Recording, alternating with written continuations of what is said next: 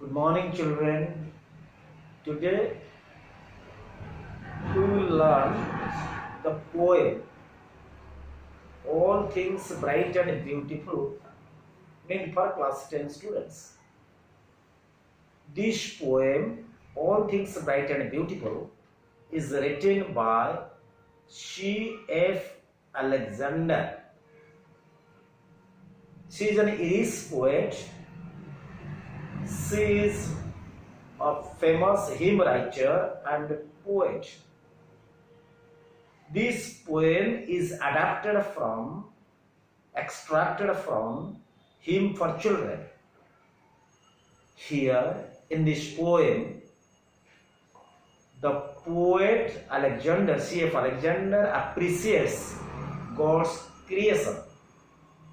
She glorifies God and His creation.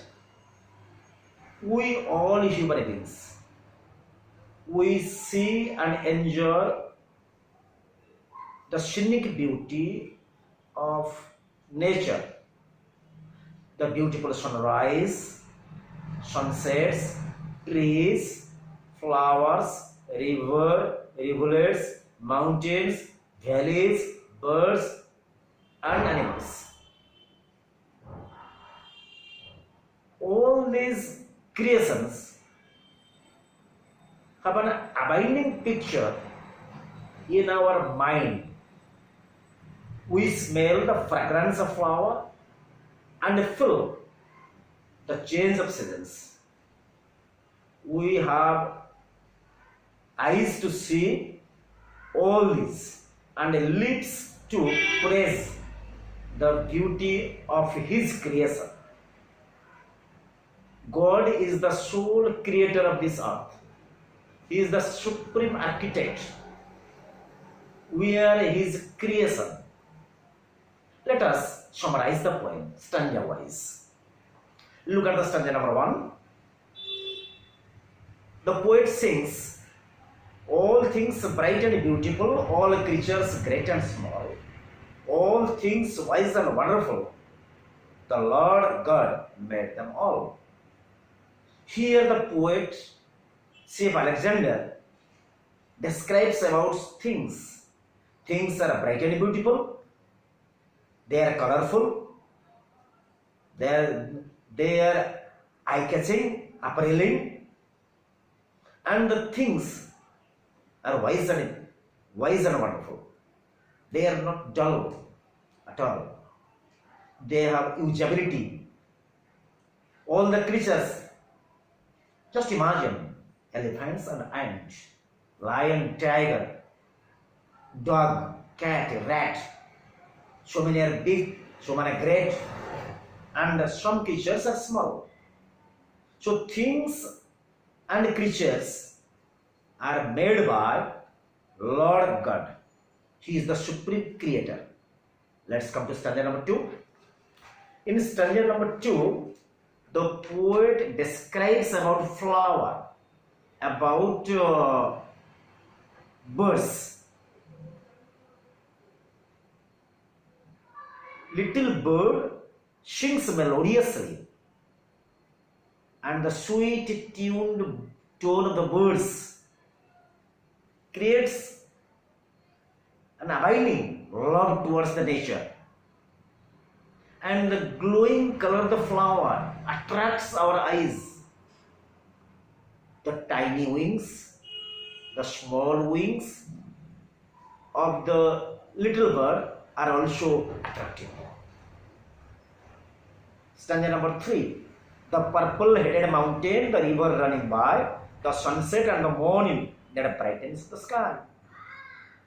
So mountain is purple-headed. The top of the mountain looks purple, looks bluish red. When the sun sets, the rays of the setting sun fall on the summit of the mountain. They look purple. And beside the mountain, the river flows downwards. And during morning and during evening, that means sunset, dusk hour. At that time, the sky brightens up. The rays of the setting sun brightens up the sky. Come to the stanza number 3. Here the poet describes about two seasons, cold seasons and winter seasons. In contrast to our condition, our environment, the summer sun is pleasant to the poet because the poet belongs to cold countries. In colder countries, they don't prefer two cold seasons, winter seasons. They prefer two summer seasons because summer season is pleasant. But in our Indian continent, we don't like cold seasons because it is awful bitter cold. The cold wind in the winter, the pleasant summer sun, and the garden is filled with ripe fruit. All these seasons, all the ripe fruits, purple-headed mountain, flowing down river, sunrise, sunset, flower, birds, all these are created by the sole authority. He is none other than Almighty God, who is omnipotent and omniscient. So we should praise them for his beautiful creation, attractive creation. Here we can see tall trees in the greenwood and meadows. Meadows are an open area of grassy land where we play. So in greenwood we can find tall trees, and in meadows we play there. And we gather, we collect waterside plants, that is roses, every day. Every day we go to collect roses so as to build our bags, baskets, etc. And we can find tall trees in the meadows, tall trees in the greenwood, and we play hilariously in the meadows. Come to the last stanza. The poet feels gratitude. Oh God, you are almighty. He gave us eyes to see them. So we have to see all his creation by the help of our eyes.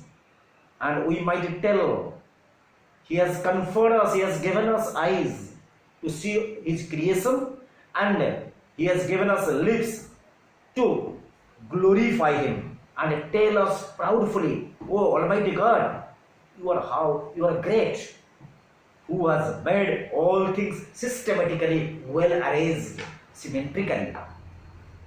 Okay, dear children, how do you appreciate the poem? Let us discuss about the stanza wise questions, and I will give you multiple choice questions. Okay, thank you all.